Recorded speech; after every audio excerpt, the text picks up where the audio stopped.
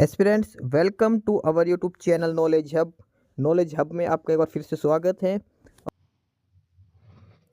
Students, knowledge hub Haryana GK PYQ में हम हरियाणा के इतिहास से संबंधित क्वेश्चन करने लग रहे हैं और आज हम क्वेश्चन अलग अलग टॉपिक से पढ़ेंगे। इसमें आज का टॉपिक है वैदिक सभ्यता, यानी कि हरियाणा में वैदिक सभ्यता से संबंधित जितने भी सारे पीवाईक्यू आए हुए हैं, पेपर में क्वेश्चन आए हुए हैं, वो सारे हम इसमें करेंगे। एक चीज़ और ध्यान रखना, इस क्लास की पीडीएफ और भी स्टडी मटेरियल के लिए डिस्क्रिप्शन बॉक्स में टेलीग्राम चैनल का लिंक है। नॉलेज हब के नाम से टेलीग्राम चैनल है और उस पर आपको सभी सब्जेक्ट की पीडीएफ मिलेगी। पीडीएफ भी मिलेगी और डायरेक्ट क्वेश्चंस भी आपको रिटर्न में वहाँ पर मिलेंगे। टाइप किए हुए क्वेश्चन भी आपको वहाँ पर मिलेंगे जो आप आसानी से पढ़ सकते हैं। ठीक है, डायरेक्ट आपको पीडीएफ वगैरह सारा कुछ स्टडी मटेरियल प्रोवाइड होगा। डिस्क्रिप्शन बॉक्स में टेलीग्राम चैनल का लिंक है, आप वहाँ पर जुड़ जाए। ठीक है, तो चलिए आज की क्लास हम स्टार्ट करते। कल हमने 59 क्वेश्चन कर लिए थे हरियाणा के इतिहास से संबंधित जो थे, और इसमें अलग अलग टॉपिक से हमने क्वेश्चन कवर करे थे। ये है वो 59 क्वेश्चन जो हमने कल की क्लास में हमने करे थे। ठीक है, ये क्लास आप देख सकते ही है, इसमें हड़प्पा सभ्यता वगैरह से सारा कुछ जो है वो सारे क्वेश्चन इसमें संबंधित हैं। ये सारे क्वेश्चन कल हमने करे थे, इसमें 3-4 टॉपिक के अंदर थे। पाषाण काल, शीशवाल सभ्यता, सिंधु घाटी सभ्यता, ये सारे क्वेश्चन हैं जो लगभग 59 जो क्वेश्चन है ये सारे हमने करे थे। अलग अलग टॉपिक के हिसाब से हमने क्वेश्चन करे थे। पुरातात्विक सामग्री से संबंधित ये हमने क्वेश्चन करे हैं। तो हरियाणा के इतिहास के हिसाब से ही हम ये सारा कुछ करने लग रहे हैं। टॉपिक वाइज हम सारे पीवाईक्यू इसमें दे रखे हैं जो हम फटाफट से करने लग रहे हैं। 59 क्वेश्चन हमारे हो चुके हैं और आज हम करेंगे क्वेश्चन नंबर 60 से स्टार्ट। तो चलिए क्वेश्चन नंबर 60 से हम ये स्टार्ट करते हैं। और क्वेश्चन नंबर 60 में दिया गया है, महाभारत के युग में सिरसा को किस नाम से जाना जाता था? सिरसा को किस नाम से जाना जाता था महाभारत के युग में? शिशिरा, सोरिश, सरिस्का या सिरसा? तो सिरसा को जाना जाता था सरिस्का के नाम से, ये आपको ध्यान रखना है। महाभारत काल में सिरसा को सरिस्का के नाम से जाना जाता है। इसकी एक्सप्लेनेशन में हम देखते हैं, यह उत्तर भारत का सबसे पुराना स्थलों में से एक है और इसका प्राचीन नाम क्या था? सरिस्का, ये सिरसा का प्राचीन नाम था। इसका उल्लेख महाभारत, पाणि द्वारा लिखित अष्टाध्यायी और दिव्यावदान से मिलता है। ये क्वेश्चन पूछा जा चुका है कई बार कि किस शहर का नाम महाभारत में, अष्टाध्यायी में और दिव्यावदान तीनों जगह मिलता है, वो है सिरसा। महाभारत में सरिस्का को नकुल द्वारा पश्चिम क्षेत्र की विजय के लिए जाना जाता है। प्राचीन काल में सिरसा को सिरसापट्टन के नाम से भी जाना जाता। सिरसा का दूसरा नाम क्या था? एक सिरसापट्टन भी था। सिरिस्का था और एक सिरसापट्टन, ये भी सिरसा का पुराना नाम था। अगला है क्वेश्चन 61, हरियाणा में कुरुक्षेत्र का प्रसिद्ध युद्ध किस किस के बीच में हुआ था? कुरुक्षेत्र की जो लड़ाई हुई थी किस किस के बीच में हुई थी? तो जो लड़ाई हुई थी वो हुई थी कौरवों और पांडवों के बीच में। कौरव और भगवान कृष्ण मत कर देना, आप ऑप्शन अच्छे से पढ़ना, कौरव और पांडव आएगा। कौरवों और पांडवों के बीच में ये लड़ाई हुई थी कुरुक्षेत्र की। ठीक है, महाभारत की लड़ाई कौरवों और पांडवों के बीच में ये युद्ध किया गया था। और ये युद्ध में इसमें एक चीज़ और लिखी है कि कुरुक्षेत्र के 134 तीर्थों में से 50 तीर्थ कैथल के अंदर भी स्थित हैं जो महाभारत के काल के हैं। अगला है क्वेश्चन नंबर 62, निम्न में के कौन सा हरियाणा का परंपरागत स्थल चक्रव्यूह स्थल माना गया है? जहाँ पर चक्रव्यूह जो किया गया था, अभिमन्यु को मारने के लिए जो चक्रव्यूह रचा था कौरवों ने, तो वो हरियाणा के किस जगह पर बना था चक्रव्यूह? उन्होंने बनावली, अमीन, राखी गढ़ी या फिर खोखराकोट? तो जो चक्रव्यूह जो रचा गया था वो अमीन गांव में रचा गया। जो वर्तमान में जो अमीन गांव है वहाँ पर चक्रव्यूह स्थल महाभारत काल में है। यानी कि महाभारत में जब अर्जुन के पुत्र जो अभिमन्यु है उसको जो घेरा था चक्रव्यूह बनाकर, तो चक्रव्यूह किस जगह पर बनाया गया था? अमीन गांव में। इसी की वजह से अमीन गांव का नया नाम अभिमन्युपुर कर दिया है, ये ध्यान रखना। अमीन गांव का अब नाम कर दिया अभिमन्युपुर, ये आपको ध्यान रखना है। इसके अलावा एक और चीज़ दे रखी है, जिस स्थान पर भीष्म पितामह को बाणों की सैया पर लिटा गया था वह स्थान वर्तमान में नरकातारी तीर्थ है। नरकातारी तीर्थ है, कौन सा है वो, जहाँ पर भीष्म पितामह बाणों की सैया पर लेटे थे, वो कुरुक्षेत्र के अंदर नरकातारी तीर्थ कहलाता है वो। अगला है क्वेश्चन नंबर 63। इसमें दिया गया है वैदिक काल में हरियाणा को पौराणिक किस वंश की मातृभूमि का इतिहास है। किस वंश की मातृभूमि का इतिहास है हरियाणा में, मुगल, भरत, स्लेव्स या निजाम। स्लेव्स का मतलब है जो दास गुलाम वंश है वो। तो हरियाणा किसकी मातृभूमि का इतिहास है, भरत का। वैदिक काल के अनुसार हरियाणा पौराणिक भरत वंश की मातृभूमि का इतिहास है। किस वंश का है, भरत वंश का। अगला है प्रश्न नंबर 64 का 64। मानव जाति के जनक माने जाने वाले व्यावसत मनु को अवंती सुंदरी कथा नामक ग्रंथ में किस स्थान का निवासी माना गया है। एक ग्रंथ है और ग्रंथ का नाम है अवंती सुंदरी ग्रंथ। अवंती सुंदरी कथा है एक ग्रंथ, अवंती सुंदरी कथा नामक एक ग्रंथ है और इसमें किस स्थान का निवासी माना गया मनु को, पानीपत, रोहतक, स्थानेश्वर या फिर पंचकुला। तो ये किस कहाँ से माना गया, स्थानेश्वर, यानी कि जो वर्तमान में जिसको कुरुक्षेत्र कहते हैं उसका। और जनक कौन, मनु कौन है, जो मानव जाति का जो जनक माना जाता है वो। मानव जाति के जनक माने जाने वाले वैश्वत मनु को अवंती सुंदरी कथा में स्थानेश्वर का निवासी बतलाया गया है। वैश्वत मनु को ही पृथ्वी का प्रथम राजा कहा जाता है। उन्होंने ही मानव संस्कृति को जन्म दिया है। वैश्वत मनु ने स्वयं अयोध्या का निर्माण किया। तो किसका राजा माना था, स्थानेश्वर का। अगला है क्वेश्चन नंबर 65। क्वेश्चन नंबर 65 पूछा गया है कि महाभारत काल से शताब्दियों पूर्व आर्यवंशी कौरवों ने इस प्रदेश में किस युग का प्रारंभ किया था। जो आर्य जब आए थे महाभारत काल के पहले, तो उन्होंने किस युग का प्रारंभ किया था हरियाणा के अंदर, कृषि का, लौह का, तांबे का या फिर धातु का। तो उन्होंने जो प्रारंभ करा था वो करा था कृषि का काम, ठीक है, कृषि का। और इसमें है महाभारत काल से शताब्दियों पूर्व आर्यवंशी कौरवों ने हरियाणा राज्य क्षेत्र में कृषि कार्य करना प्रारंभ कर दिया था। आर्यों की संस्कृति मूलतः ग्रामीण थी। संस्कृति क्या थी, ग्रामीण संस्कृति आर्यों की। अतः उनका आर्थिक जीवन का मूल आधार कृषि और पशुपालन था। आर्यों का मूल आधार क्या था, कृषि और पशुपालन। ऋग्वेद काल का सर्वाधिक महत्व जन था आर्य, जो सरस्वती तथा यमुना नदी के बीच के प्रदेशों में निवास करते थे। जो आर्य लोग थे ऋग्वेद काल के हिसाब से सरस्वती और यमुना नदी के बीच का जो क्षेत्र है वहाँ पर ये लोग निवास करते थे। ये आपको सारा कुछ ध्यान में रखना है। हरियाणा के किस जिले में भगवत गीता की जन्मस्थली है। तो भगवत गीता कहाँ पर लिखी गई थी हरियाणा के अंदर, यह लिखी गई थी कुरुक्षेत्र के अंदर, कुरुक्षेत्र के अंदर। और कौन सी जगह पूछे तो वो ज्योतिसर में है। कहाँ पर है, ज्योतिसर के अंदर, जहाँ पर महाभारत का युद्ध हुआ था। अब हम अगला टॉपिक पढ़ते हैं और आज ये टॉपिक है हरियाणा में बौद्ध और जैन धर्म। बौद्ध और जैन धर्म हरियाणा के अंदर, इससे संबंधित हम सारे प्रश्न उत्तर करने वाले हैं।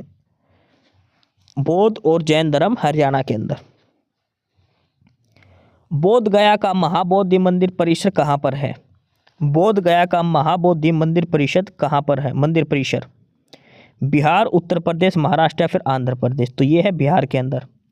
बोध गया कहाँ पर है, बिहार के अंदर। हरियाणा जीके के अंदर एक क्वेश्चन पूछा गया, हरियाणा मत लगा देना आंसर, कहीं कुरुक्षेत्र सोच के लगा दो आप। बोध गया का महाबोधि मंदिर परिसर बिहार राज्य में स्थित है। यह मंदिर भगवान बुद्ध से संबंधित है। यह भारतीय मंदिर वास्तुकला की शास्त्रीय पद्धति से निर्मित है और इसके मुख्य मंदिर की दीवार की औसत ऊंचाई 11 मीटर है। इसके पूर्व और उत्तर की ओर से प्रवेश द्वार है। निचले स्तर पर मधुचूस और कुछ कुलहंस प्रारूप के सांचे के ढले तहखाने हैं। तो बोध गया का जो महाबोधि मंदिर है ये कहाँ पर है, बिहार के अंदर। अगला है महावीर स्वामी का जन्म स्थल कौन सा है। जो जैन धर्म के संस्थापक थे महावीर स्वामी, इनका जन्म स्थान कहाँ पर हुआ था। तो ये हुआ था वैशाली के अंदर। वैशाली के अंदर जो दूसरी बौद्ध संगति हुई थी, अभी आपको ध्यान रखना है। कुंडलग्राम में, वैशाली के निकट कुंडलग्राम में इनका जन्म हुआ था। महावीर स्वामी का जन्म वैशाली के निकट कुंडलग्राम में हुआ था। इनके पिता का नाम सिद्धार्थ, माता का नाम त्रिशिला था। महावीर को 12 वर्ष की कठोर तपस्या के बाद ऋजुपालिका नदी के तट पर शाल के वृक्ष के नीचे कैवल्य प्राप्त हुआ था। ज्ञान प्राप्ति के बाद वे केवलिन, अरहत, जिन तथा निर्ग्रंथ कहला। ये क्वेश्चन स्टैटिक जीके का क्वेश्चन है। क्वेश्चन बहुत बार पेपर में पूछा जाता है। कौन सा? नेशनल जीके में पूछा जाता है। कौन सी नदी के किनारे ज्ञान प्राप्त हुआ था महावीर स्वामी को? ऋजुपालिका नदी पर। वृक्ष का नाम पूछे तो शाल का वृक्ष। कितने साल की तपस्या करी थी इन्होंने? 12 साल की तपस्या। इनके पिता का नाम सिद्धार्थ, माता का नाम त्रिशिला था। ये सारे इंपॉर्टेंट प्रश्न आपको याद रखने हैं। इनका जन्म कहाँ हुआ था? कुंडलग्राम में हुआ था। एक ही क्वेश्चन के अंदर 6 क्वेश्चन दे रखे हैं, आपने सारे के सारे याद करने हैं। नेशनल जीके में यहाँ से क्वेश्चन पूछता है, बहुत बार क्वेश्चन आया है, एसएससी में आया है। अगला है क्वेश्चन नंबर 69। बौद्ध काल के किन महाजनपदों में आधुनिक हरियाणा के क्षेत्र शामिल थे? यानी बौद्ध काल में जो 16 महाजनपद थे उनमें से हरियाणा के कौन से क्षेत्र शामिल हैं?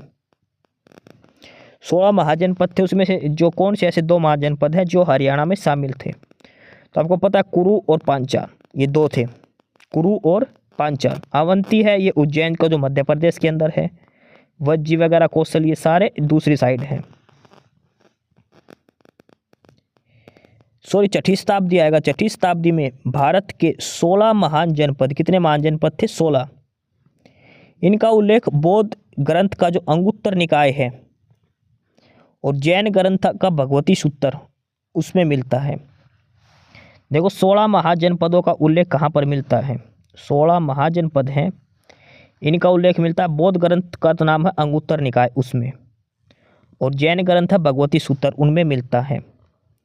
इसमें जो कुरु जनपद है ये आधुनिक हरियाणा और दिल्ली के क्षेत्र में पड़ता है और इनकी राजधानी थी इंद्रप्रस्थ। जो कुरु जनपद है इसकी राजधानी क्या थी? इंद्रप्रस्थ।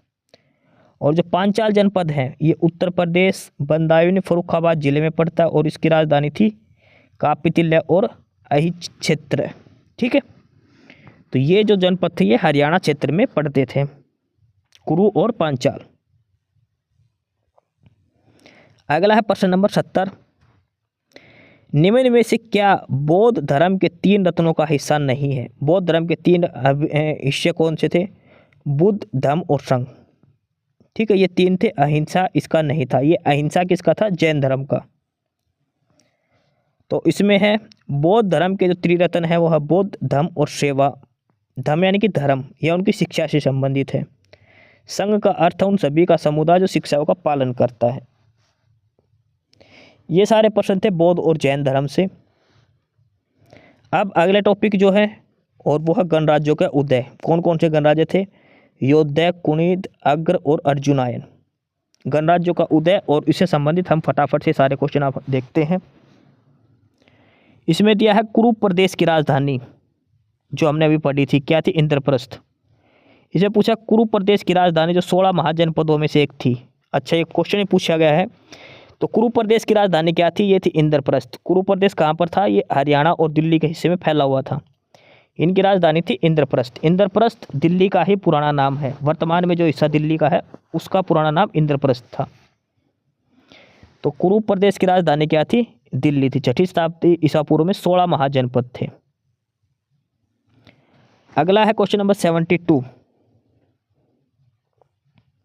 हरियाणा के किस इलाके में 3री शताब्दी में यादवों का शासन था? किस इलाके में 3री शताब्दी में यादवों का शासन था? पानीपत, हिसार, रोहतक या फिर अंबाला? यादव यानी कि योद्धियों का शासन, और यह था रोहतक क्षेत्र के अंदर। 3री शताब्दी में योद्धियों का शासन रोहतक क्षेत्र में था। A.S. अल्टेकर के अनुसार रोहतक यादवों की राजधानी थी। यादवों की राजधानी कौन सी थी? रोहतक थी। योद्धेगण के सिक्के मुख्यतः कांगड़ा, हिमाचल प्रदेश, सुनेत, रोहतक, सोनीपत, औरंगाबाद, सिरसा, हांसी, हिसार, सहारनपुर, गढ़वाल, अजमेर आदि क्षेत्रों से मिले हैं। ये जो योद्धे वंश के जो गण थे इनके सिक्के इन सभी क्षेत्रों में मिले हैं जो राजस्थान, हिमाचल प्रदेश तक फैले हुए थे। अगला है, महाभारत में भीष्म का वास्तविक नाम क्या था? जो भीष्म पितामह है उनका वास्तविक नाम क्या था? देवव्रत, परीक्षित, उपमन्यु या राजन्य? तो भीष्म का जो वास्तविक नाम था वो था देवव्रत। भीष्म पितामह जो थे महाभारत में, इनका वास्तविक नाम था देवव्रत। भीष्म महाराजा शांतनु के पुत्र थे और महाराजा शांतनु की पटरानी गंगा की कोख से भीष्म पैदा हुए थे। भीष्म को इच्छा मृत्यु का वरदान प्राप्त था। ये सारी बातें आपको ध्यान रखनी है भीष्म पितामह के संबंधित।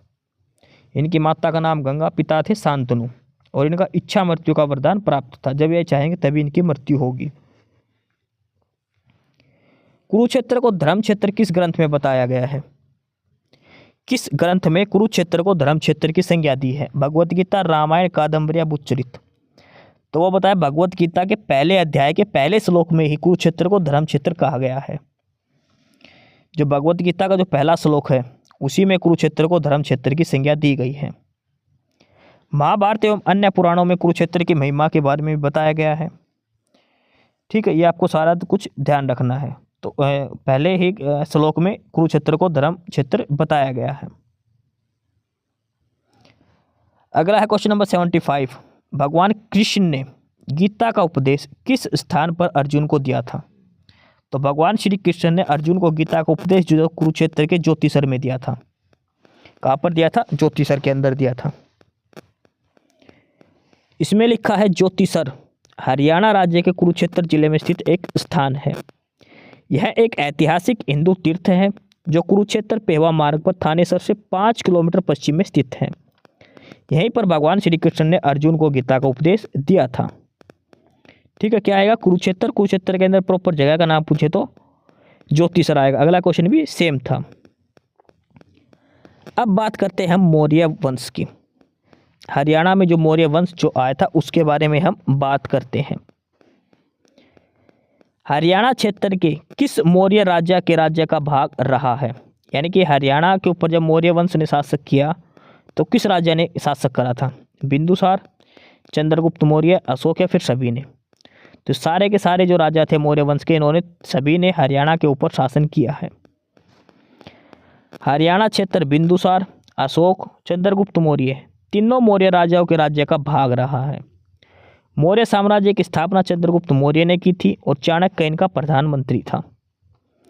ठीक है, बिंदुसार, अशोक और चंद्रगुप्त मौर्य। खालिस्तान में पुरातात्विक खोज दर्शाती है कि हरियाणा मौर्य साम्राज्य का भाग था। यानी किस खोज से, किस चीज़ से हमें यह पता चलता है कि हरियाणा मौर्य कालीन साम्राज्य का भाग था? सारनाथ की खोज, सुग, सलोन या फिर कुरुक्षेत्र? तो ये आएगा सुग। अब सुग क्या है इसके बारे में आपको बता दूं, कौन सी जगह है सुग? आधुनिक सुग प्राचीन शैल था श्रुघन। मौर्य काल अशोक के शासनकाल में बौद्ध धर्म का एक महत्वपूर्ण केंद्र था। क्या था? सुग। चीनी तीर्थयात्री और यह था युआंग चोंग। युआन चुआंग के अनुसार यह जगत 10वें स्तूप और एक मठ के रूप में सुशोभित था। चनेती बौद्ध स्तूप सुग से 3 किलोमीटर दूर पर स्थित है। हेनसेंग के अनुसार इसे अशोक द्वारा बनवाया गया था। जो चनेती जो बौद्ध स्तूप है उसको अशोक के द्वारा बनवाया गया था, ये हेनसांग ने बताया है। अब देखते हैं मौर्य उत्तर काल में। मौर्य उत्तर काल में, मौर्य उत्तर काल से संबंधित अब हम प्रश्न देखते हैं और क्वेश्चन नंबर 79 से हम इसमें स्टार्ट कर रहे हैं। कुषाणकालीन बौद्ध स्तूप के भगवान अवशेष करनाल के किस स्थान पर है? कुषाण के काल में जो बौद्ध स्तूप के जो अवशेष हैं वो किस स्थान पर मिले हैं? पटेड़ा, घरुंडा, असंध या फिर इनमें से कोई नहीं? तो ये मिले हैं असंध के अंदर। कहाँ मिले हैं? असंध के अंदर। कुषाणकालीन बौद्ध स्तूप के भगना अवशेष करनाल के असंध नामक स्थान से प्राप्त हुए हैं।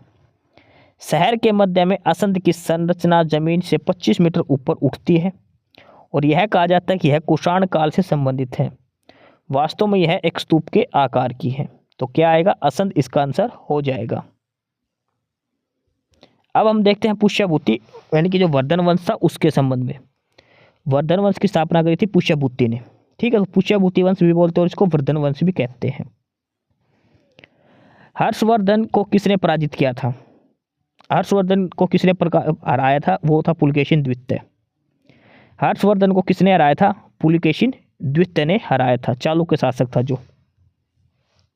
चालुक्य शासक पुलकेशिन द्वितीय ने 618 में नर्मदा नदी के तट पर सम्राट हर्षवर्धन को पराजित किया था। पुलकेशिन द्वितीय का ऐहोल अभिलेख और हेनसांग का विवरण इस युद्ध के साक्ष्य हैं। अब इसके अंदर कई क्वेश्चन हो गए, आपको सारे क्वेश्चन याद रखने हैं। अब कैसे याद करें? देखो, हर्षवर्धन को किसने हराया था? पुलकेशिन द्वितीय ने। पुलकेशिन द्वितीय का शासक कौन सा था? चालुक्य वंश का। कब हराया था? 618 में। कहाँ पर हराया था? नर्मदा नदी के किनारे पर। अच्छा, इसका प्रूफ क्या है? तो एक तो है ऐहोल अभिलेख। ऐहोल अभिलेख किसने लिखा था? ये पुलकेशिन द्वितीय ने ही लिखा था। और इसके अलावा हेनसांग ने जो किताब लिखी थी उसमें भी हर्षवर्धन की जो हार हुई थी उसके बारे में लिखा गया है। पुलकेशिन द्वितीय इसमें जीता था नर्मदा नदी के किनारे। 618 ईस्वी पूर्व की बात है ये। अगला है प्रश्न नंबर 81। प्रदेश का थानेसर नामक नगर किस प्रसिद्ध राजा की राजधानी? थानेसर किसकी राजधानी थी? सबको पता है किसकी थी? हर्षवर्धन की। थानेसर जो राजधानी है वो किसकी है? हर्षवर्धन की है। इसमें लिखा है संस्कृत साहित्य, एक साहित्य है और उसका नाम इसमें है कि संस्कृत साहित्य हर्षचरित। हर्षचरित किसने लिखी थी? बाणभट्ट ने। थानेसर का वृहद उल्लेख मिलता है हर्षचरित के अंदर। यह नगर सरस्वती तथा घग्गर नदी के मध्य बसा हुआ। थानेसर किसके बीच में था? सरस्वती और घग्गर नदी के बीच में। और इसे भरमावृत क्षेत्र भी कहा गया है। 6वीं शताब्दी के उत्तरार्ध में थानेसर पुष्यभूति वंश के शासकों की राजधानी थी। वर्धन वंश के प्रथम शक्तिशाली सम्राट प्रभाकर वर्धन ने इस स्थान को अपनी राजधानी बनाया था। हर्षवर्धन के समय भी थानेसर कुछ समय तक वर्धन वंश की राजधानी बनी, किंतु बाद में हर्षवर्धन ने थानेसर से अपनी राजधानी कन्नौज स्थापित कर ली थी। थानेसर से अपनी राजधानी कन्नौज किसने स्थापित करी थी? हर्षवर्धन ने। थानेसर राजधानी रही पुष्यभूति वंश के काल में, प्रभाकर वर्धन के काल में भी और हर्षवर्धन के काल में भी थी, लेकिन बाद में हर्षवर्धन ने अपनी राजधानी बना ली थी कन्नौज। मोहम्मद गजनवी ने 1014 ईस्वी में थानेसर पर आक्रमण किया और यहाँ पर चंद्र स्वामी मंदिर को नष्ट कर दिया था। थानेश्वर वर्तमान में अंबाला और करनाल के बीच में स्थित है, यानी कि कुरुक्षेत्र। अगला है कौन सा शहर हर्षवर्धन की राजधानी है? तो हर्षवर्धन की पहले तो राजधानी कौन सी थी? थानेसर, और बाद में क्या बना ली थी? कन्नौज। हर्षवर्धन की पहले राजधानी थानेसर थी जो वर्धन और पुष्यभूति वंश में थी, और उसके बाद थानेसर के बाद इसने अपनी राजधानी बना ली थी कन्नौज। ये ध्यान रखना। हर्षवर्धन की मृत्यु कब हुई थी? 647 में हर्षवर्धन की मृत्यु हो गई। बांसखेड़ा अभिलेख में राजा हर्षवर्धन के शासनकाल की महत्वपूर्ण घटनाओं के बारे में मिलता है, यानी कि हर्षवर्धन के बारे में जानकारी कहाँ मिलती है? जो बांसखेड़ा जो अभिलेख है उसके अंदर सारी जानकारी मिलती है। राजा हर्षवर्धन ने कुरुक्षेत्र के पास थानेसर में अपनी राजधानी कब स्थापित करी थी? थानेसर को अपनी राजधानी कब बनाया था? तो वो बनाया था 7वीं शताब्दी में। 7वीं शताब्दी में, यानी कि 615-20 के आसपास, यानी कि 7वीं शताब्दी लग गई थी। 600 कुछ ईसा पूर्व में बनाया था, यानी कि 7वीं शताब्दी वो चल रही थी। गुप्त वंश के बाद पुष्यभूति वंश आया था, ये भी ध्यान रखना है।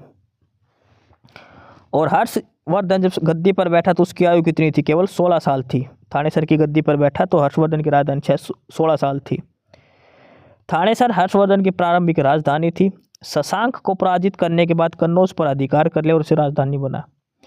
जो शशांक था उसको पराजित किया था हर्षवर्धन ने, और हर्षवर्धन को पराजित किया था पुलकेशिन द्वितीय ने। ये आपको ध्यान रखना सारा सीक्वेंस। अगला क्वेश्चन नंबर 84।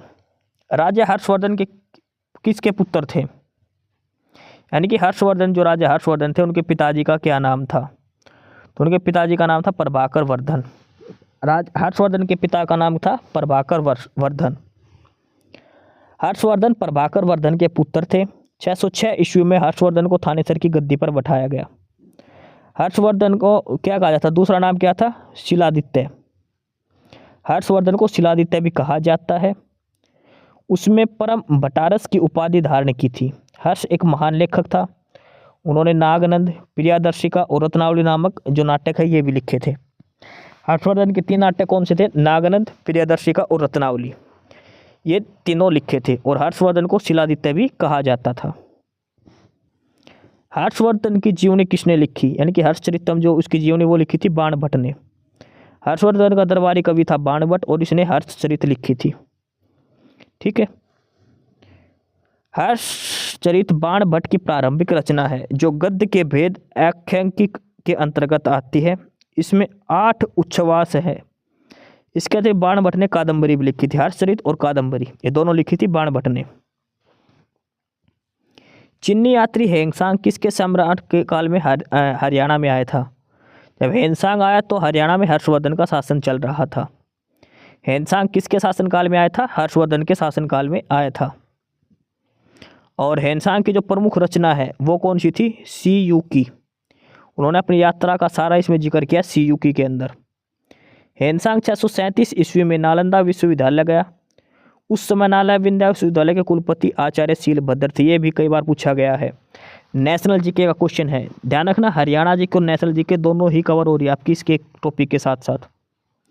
जब हेंगसांग नालंदा विश्वविद्यालय गया 637 में तो उसके कुलपति कौन थे, आचार्य शीलभद्र उस समय कुलपति थे हेंगसांग के समय, ये ध्यान रखना। हरियाणा में हर्षवर्धन कालीन ताम्र मुद्राएं कहाँ से प्राप्त हुई। हर्षवर्धन के काल की जो तांबे की जो मुद्राएं हैं वो कहाँ से मिली हैं, सोनीपत, अग्रोहा, पेहोवा या फिर पानीपत। तो वो मिली है सोनीपत से।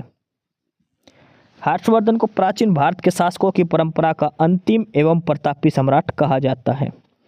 इसका जन्म प्रभाकर वंश के हुआ था। कन्नौज को अपनी राजधानी बनाया।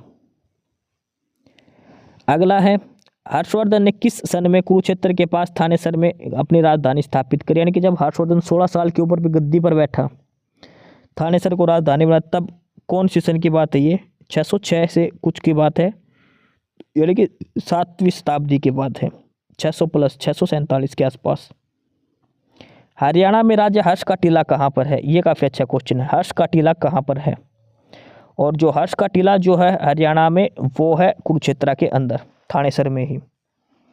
हर्ष की जो राजधानी थानेसर वहीं पर है, कुरुक्षेत्र जिले के थानेसर स्थान पर है। यह टीला 15 से लेकर 18 मीटर की ऊंचाई पर और 1 किलोमीटर लंबाई 750 मीटर की चौड़ाई में फैला है।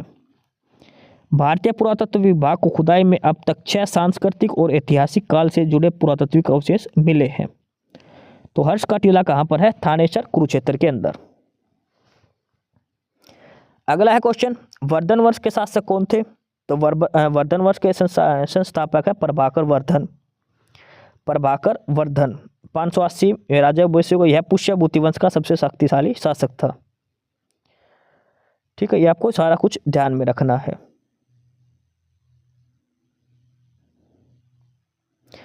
इसमें दिया हर्षवर्धन के भाई का नाम था राज्यवर्धन और हर्षवर्धन और उसकी बहन का नाम था राज्यश्री। ये ध्यान रखना, हर्षवर्धन की बहन का नाम राज्यश्री था, माता का नाम यशोमती था।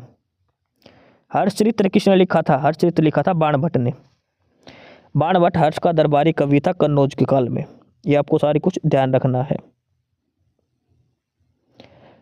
अगला है, हर्षवर्धन की जीवनी हर्षचरित एक संस्कृत कवि किसके द्वारा लिखी गई है। ये लिखी गई है बाणभट्ट के द्वारा। हर्षचरित भी किसने लिखी थी, बाणभट्ट ने। कादंबरी भी बाणभट्ट ने लिखी थी। हेंगसांग किसके शासनकाल में भारत आया था, हर्षवर्धन के शासनकाल में। 606 से लेकर 647 तक हर्षवर्धन का शासनकाल था। हर्षवर्धन एक प्रसिद्ध नाटक लिखा। हर्षवर्धन ने कौन सा नाटक है, नागानंद लिखा था, प्रियदर्शिका और रत्नावली। 3 नाटक लिखे थे हर्षवर्धन ने। नागानंद, प्रियदर्शिका और रत्नावली, 3 नाटक हर्षवर्धन ने लिखे थे। उसके बाद नेक्स्ट है क्वेश्चन नंबर 95। हर्षवर्धन द्वारा शासित थानेसर के आसपास क्या था। तो थानेसर कहाँ पर है, कुरुक्षेत्र के अंदर है। ठीक है, थानेसर कुरुक्षेत्र के अंदर है। हर्षवर्धन ने थानेसर पर शासन कब से कब तक किया, तो 606 से लेकर 647 एडी तक। 606 से 647 एडी तक। हर्षवर्धन की मृत्यु के बाद राजाओं ने कन्नौज पर शासन किया। यानी कि हर्षवर्धन की जब मृत्यु हो गई थी तो उसके बाद किसका शासन आया था, किन शासकों ने किया था, वो थे प्रतिहार वंश के शासक। कन्नौज पर सत्ता काबिज करने के लिए त्रिपक्षीय संघर्ष हुआ। इसमें प्रतिहार, पाल और राष्ट्रकूट राजाओं ने भाग लिया। इस युद्ध को प्रतिहारों ने विजय हुई। ये काफ़ी इंपॉर्टेंट क्वेश्चन है। त्रिपक्षीय संघर्ष किस किस के बीच में हुआ था? त्रिपक्षीय जो संघर्ष था ये किस किस के बीच में हुआ था? ये हुआ था पाल, प्रतिहार और राष्ट्रकूट शासकों के बीच में। प्रतिहार, पाल और राष्ट्रकूट शासकों के बीच में हुआ था त्रिपक्षीय संघर्ष। और जीता किसने था? प्रतिहारों ने जीता था। 9वीं शताब्दी में उत्तर भारत पर नियंत्रण स्थापित करने के लिए हुआ था। कन्नौज संसाधनों से समृद्ध और व्यापारिक दृष्टिकोण से एक उपयोगी क्षेत्र था। त्रिपक्षीय समझौता जो युद्ध हुआ था, जो संघर्ष हुआ था, प्रतिहार, पाल और राष्ट्रकूट के बीच में हुआ था। प्रतिहार इसमें विजयी हुए थे। प्रभाकर वर्धन वंश का पहला खालिस्तान का शासक था। तो प्रभाकर वंश कहाँ का शासक था? कुरुक्षेत्र, थानेसर का। थानेसर ऑप्शन में तो थानेसर लगाना है ऑप्शन ए पर, अदरवाइज कुरुक्षेत्र लगाना। तो ऑप्शन ए इसका सही आंसर होगा, थानेसर का शासक था। प्रभाकर वर्धन की मृत्यु हुई थी 604 के अंदर। हर्षवर्धन एक प्रसिद्ध नाटक लिखा था। हर्षवर्धन ने कौन सा लिखा था? नागानंद, प्रियदर्शिका और रत्नावली, ये तीनों हर्षवर्धन की रचना है। हर्षचरित किसने लिखा था? बाणभट्ट ने। ये देखो क्वेश्चन कितनी बार पूछा गया, कितना आसान लग रहा है। हर्षचरित्र बाणभट्ट ने। पुलकेशिन द्वितीय, इसने हर्षवर्धन को हरा दिया था। तो किस वंश का था पुलकेशिन द्वितीय? तो पुलकेशिन द्वितीय जो शासक था वो चालुक्य वंश का शासक था। इसने हर्षवर्धन को हरा दिया था। और हर्षवर्धन ने पहले धनानंद को हराया था, तब कन्नौज पर इसने शशांक को हराकर कन्नौज पर शासक किया था। पुलकेशिन द्वितीय चालुक्य राजवंश का पराक्रमी प्रसिद्ध शासक था। इसका शासनकाल 609 से 642 ईस्वी तक का था। पुलकेशिन द्वितीय का सबसे महत्वपूर्ण सैनिक संघर्ष उत्तर भारत के सर्वशक्तिमान शासक हर्षवर्धन के विरुद्ध हुआ। इस युद्ध में हर्षवर्धन को पराजित करके परमेश्वर एवं दक्षिण पंथेश्वर की उपाधि धारण की। पुलकेशिन द्वितीय के बारे में हम ऐहोल अभिलेख और उनके समकालीन कवि स्वीकृति द्वारा लिखी गई प्रशस्ति से जानकारी मिलती है।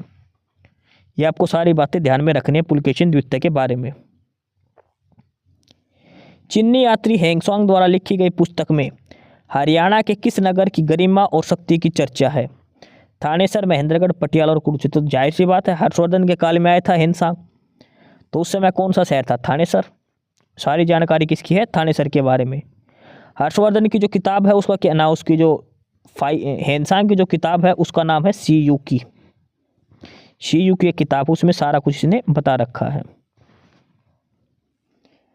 इतिहास के उल्लेख में मिलता है कि खालिस्तान चीनी विद्वान राजा हर्ष के शासनकाल में थानेसर गया था। हर्ष के शासनकाल में जो थानेसर जो आया था तो वो कौन आया था? हेंगसोंग आया था। ठीक है। बाणभट्ट किसका दरबारी कवि था? हर्षवर्धन का दरबारी कवि था बाणभट्ट। ये आपको सारी कुछ ध्यान रखना है। राजा हर्षवर्धन ने अपनी राजधानी खालिस्तान के रूप में अपनाया। हालांकि थानेसर उसकी स्थापित राजधानी थी, उसके बाद इसने दूसरी राजधानी क्या अपना ली थी? कन्नौज की। किसको हराकर? शशांक को हराकर हर्षवर्धन ने अपनी राजधानी को कौन सी राजधानी बनाई थी? कन्नौज बना ली थी। ठीक है। 700 ईस्वी पूर्व में हर्षवर्धन ने अपनी राजधानी कहाँ स्थापित करी? थानेसर में। 700 ईस्वी पूर्व यानी कि 607 के आसपास। ठीक है। शुरू में जब बैठा तो ये हर्षवर्धन जो शासक बना था तो कन्नौज को बाद में अपनी राजधानी बनाया था, पहले इसकी राजधानी थानेसर थी। हर्षवर्धन का दरबारी कवि कौन था? बाणभट्ट था। आपको ध्यान रखना है।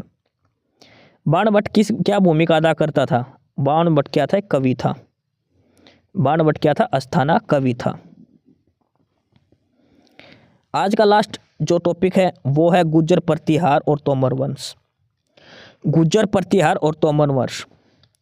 मिहिर भोज के शासनकाल में कौन सा स्थान उत्तर भारत का व्यापारिक केंद्र था? मिहिर भोज के शासनकाल में कौन सा स्थान उत्तर भारत का व्यापारिक केंद्र था? कन्नौज, पेहवा, हिसार। तो वो था कन्नौज।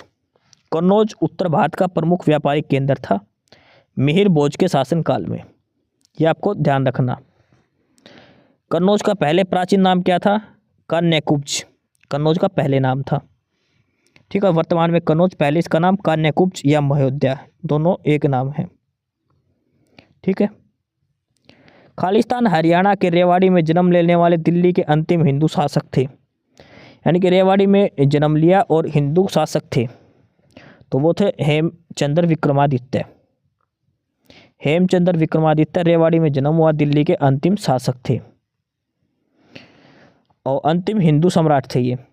हेमू ने कुल 22 लड़ाइयाँ जीती थी।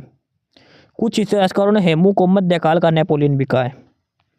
मध्य युग का नेपोलियन किसे कहा गया है? हेमू को, हेमचंद्र विक्रमादित्य को मध्यकाल का नेपोलियन कहा गया है। 1556 में अकबर और हेमू की सेनाओं के बीच में पानीपत का दूसरा युद्ध हुआ था, जिसमें अकबर जीता था। पानीपत की दूसरी लड़ाई हुई थी 1556 में अकबर और हेमू की तरफ। अकबर की तरफ से किसने लड़ा था? बैरम खान ने वो युद्ध लड़ा था। महाराजा सूरजमल की पत्नी महारानी किशोरी किससे संबंधित थी, कहाँ से थी? जो महाराज सूरजमल थे उनकी पत्नी थी महारानी किशोरी, वो कहाँ से संबंधित थी? तो वो थी फरीदाबाद से। फरीदाबाद के अंदर आपने सूरजमल नाम भी सुना होगा, मेट्रो स्टेशन का भी नाम है। महारानी किशोरी देवी भरतपुर नरेश महाराजा सूरजमल की पत्नी थी। वह चौधरी काशीराम सोरोता की पुत्री थी। महारानी किशोरी हरियाणा के फरीदाबाद से संबंधित थी। अगला है, बाबर कालीन राजपूत शासक मोहन सिंह मंढार की रियासत हरियाणा में कहाँ पर थी? मोहन सिंह मंढार जो राजपूत शासक है उसकी जो रियासत है वो कहाँ पर थी हरियाणा के अंदर? तो ये थी कैथल के परगने में, कैथल के अंदर।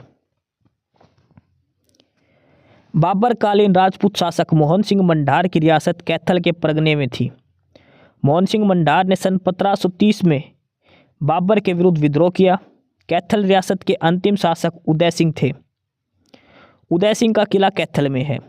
कैथल का प्राचीन नाम कपिल स्थल, कपिल मुनि की नगरी, हरियाणा की छोटी काशी आदि नामों से जानी जाती है। कैथल रियासत का अंतिम शासक कौन था? उदय सिंह। बाबर के टाइम की बात है। और मोहन सिंह ने जो मोहन सिंह मंडार थे इनकी रियासत थी कैथल के पास। ठीक है। 12वीं शताब्दी में किस चौहान शासक ने हरियाणा प्रदेश पर आक्रमण कर तोमरों को पराजित किया था, तोमर वंश को खत्म कर दिया था? किस चौहान शासक ने? चौहान वंश आ गया था, तो कौन था वो था अर्णोराज चौहान। अर्णोराज चौहान। और इसमें लिखा है अर्णोराज चौहान शाकंभरी राजवंश के राजा थे। इन्हें नल, आविलदेव, आनाक इत्यादि उपनामों से भी जाना जाता है। अर्णोराज चौहान द्वारा पुष्कर का सुप्रसिद्ध वराह मंदिर व आना सागर झील का निर्माण करवाया गया।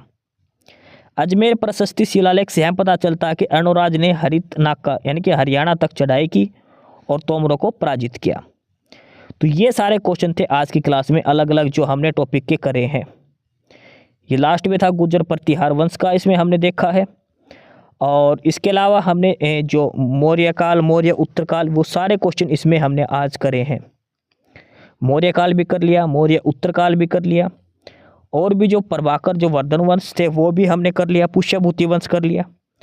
ठीक है। मौर्य उत्तरकाल, ये सारे क्वेश्चन आज हमने इसके संबंधित देखे हैं। अलग अलग जो गणराज्य थे, कुणिद, अगुणराज, ये सारे क्वेश्चन आज हमने देखे हैं।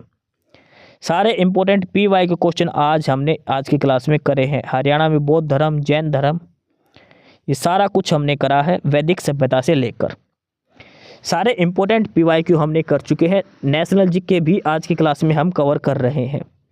काफ़ी इंपॉर्टेंट टॉपिक भी हैं जो नेशनल जीके के अंदर भी आते हैं। एक्सप्लेनेशन के अंदर एक क्वेश्चन के अंदर 3-3, 4-4 क्वेश्चन की एक्सप्लेनेशन दी गई है, अच्छे से पढ़ना इसको। तो एस्पिरेंट्स यही था आज की इस वीडियो में आपके लिए। ठीक है। और बाकी अगर कुछ नहीं समझ में आया या कुछ पूछना हो या फिर किसी स्पेसिफिक टॉपिक पे पूछना हो, वीडियो बनवानी हो, तो आप कमेंट बॉक्स में कमेंट कर सकते हैं। ठीक है। बाकी आप हमारा चैनल नॉलेज हब को सब्सक्राइब जरूर करें, अपने फ्रेंड्स को रिकमेंड करें और वीडियो को लाइक करें, शेयर करिए, जुड़े रहिए हमारे साथ। मिलते रहेंगे आपके साथ रोज़ नए कंटेंट के साथ, नई अपडेट्स के साथ।